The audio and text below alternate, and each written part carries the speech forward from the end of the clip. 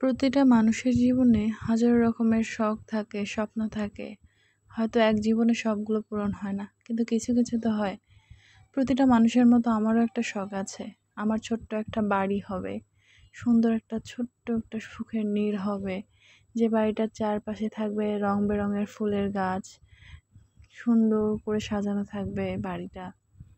ছোট ছোট কিছু ঘর হবে, উঠোন হবে, উঠোনে কিছু ফল ফলাদির গাছ থাকবে, সঙ্গে থাকবে আমার হাতে লাগানো কিছু মুরগি, সঙ্গে হাঁস, একটা গরু। খুব ইচ্ছা করে। আমি গ্রামের মেয়ে, আমার স্বপ্নগুলো ঠিক তেমনই সাদাসিধে। আসসালামু আলাইকুম সবাইকে। আমি বাড়িতে গিয়েছিলাম, আর সেখানে গিয়েই দেখি একটা লোক কিছু মুরগির বাচ্চা বিক্রি করতে নিয়ে আসছে। উনি নাম বললো এগুলো নাকি টাইগার মুরগির বাচ্চা, আর এই সাদাগুলো ব্রয়লারের বাচ্চা।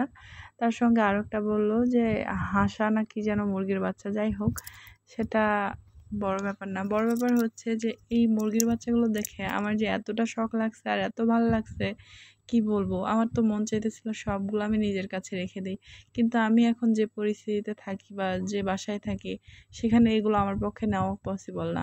তারপরেও মনকে মানাইতে পারলাম না। ভেবেছিলাম 5টা নেব, বাট গিয়ে দেখে মন চাইতেছিল যে আরও নেই। সব মিলাই মনের সঙ্গে যুদ্ধ করতে না পেরে 15টা নিয়ে ফেলেছি। এদিকে আম্মুও তো বাসায় অনেক বকাঝকা করতেছিল যে এগুলো তুমি রাখবা কেমনে, কি করবা কেমনে ওখানে। আসলে সত্য কথা বলতে আমার বাসার তো ব্যালকনিও নেই যে আমি এগুলো ব্যালকনির মধ্যে রাখবো।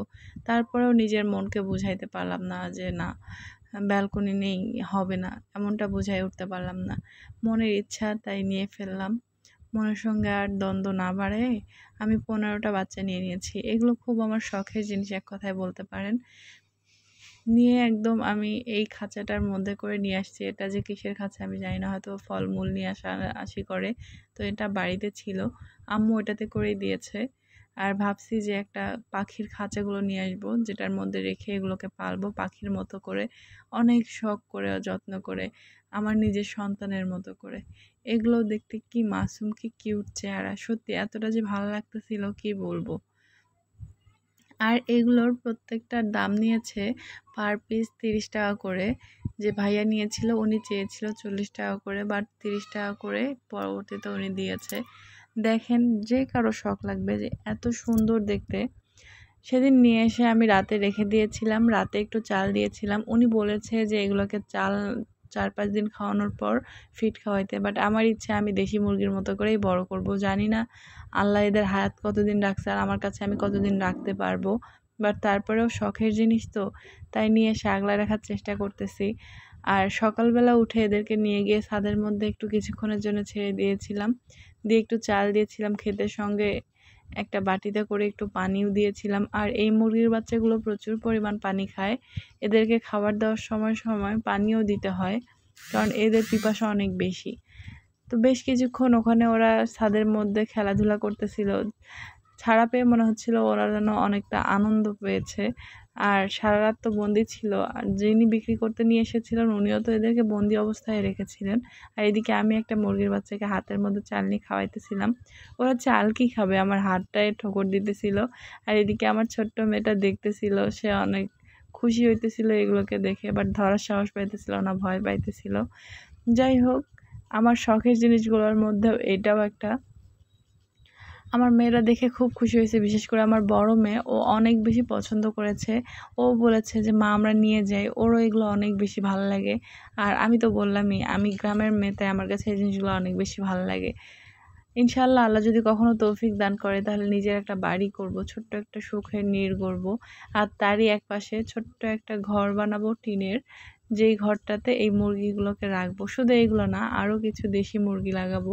আমার খুব ইচ্ছা হয় ছোট্ট একটা বাড়ির মধ্যে 2-4টা হাঁস থাকবে, 2-4টা একটু দেশি মুরগি থাকবে, একটা গরু থাকবে, একটা ছাগল থাকবে, আর সুন্দর একটা পরিবেশ হবে বাড়িটার। জানি না আল্লাহ শখটা পূরণ করবে কিনা, আর করলেও সেটা কতদিনে করবে। সবটা আল্লাহর ইচ্ছা। সকলেই দোয়া করবেন আমার ইচ্ছাটা যেন পূরণ হয়। প্রত্যেকের মতোই আমারও একটা বাড়ির স্বপ্ন আছে। আর এদিকে ছাদের উপর উঠে আমার মেয়েটা খেলতেছিল, ফুল গাছ থেকে ফুল ওঠাচ্ছিল।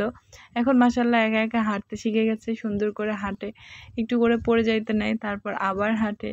ওর হাঁটা দেখলে আমার মন চায় ওকে ছুটে এসে আদর করি, এত কিউট লাগে। তো যাই হোক, আমার এই ছোট্ট ছোট্ট সোনাগুলোর জন্য আমি খাঁচা আনতে যাব, সেটা আপনাদের সঙ্গে শেয়ার করব। যেদিন যাব সেটা আপনাদের সঙ্গে শেয়ার করব। এখন ওদের খেলাধুলা আপাতত শেষ। এখন আমি আবার বাসায় নিয়ে যাব। ওদের এই জায়গাটা আমি পরিষ্কার করে নিয়েছি। সারা রাত যেখানে ওরা পটি করেছিল সেই পাশটা উল্টাই দিয়ে আমি সুন্দর পরিষ্কার জায়গাটা দিয়ে দিয়েছি। এবার এগুলোকে আবার উঠাই দিচ্ছি। এবার নিয়ে বাসায় চলে যাব। আমার মতো এরকম কার কার শখ আছে অবশ্যই কমেন্ট করে জানাবেন। আর আমার ভিডিওটা ভালো লাগলে লাইক কমেন্ট শেয়ার করবেন।